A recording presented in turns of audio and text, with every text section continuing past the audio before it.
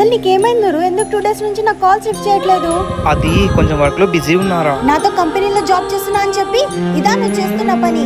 అది కాదురా, ఇంట్లో ఇక చాలు నూరు, నాకేం చెప్పకు. ఒకసారి నేను చెప్పేదైనా వినిహినా. ఎలా ఉన్నావురా? నేను బాగున్నానన్నా, మీరు? ఏం చెప్పాలరా, మీ అన్నకు జాబ్లో నుంచి తీసేశారు. ఇంట్లో చాలా ఇబ్బందిగా ఉంది. నువ్వే ఏమన్నా కొంచెం డబ్బులు పంపిస్తే. అయ్యో మీరేం టెన్షన్ పడకండి నాన్న, నేను ఉన్నా కదా. నా లైఫ్లో నన్ను అర్థం చేసుకునే పర్సన్ నువ్వే అనుకున్నా ఈయన, కానీ నువ్వే ఇలా అపార్థం చేసుకుంటావని అనుకోలేదు. అయినా నువ్వు నాతో ఒక్క మాట అయినా చెప్పాల్సింది కదా. ఇదంతా నీకు చెప్పి నిన్ను బాధ పెట్టాలనుకోలేదురా. ఐమ్ సారీ నూరు, నన్ను క్షమించు. నేనే నిన్ను అర్థం చేసుకోలేకపోయా. పర్లేదు హీనా, ఇప్పటికన్నా నన్ను అర్థం చేసుకున్నావు, అది చాలు.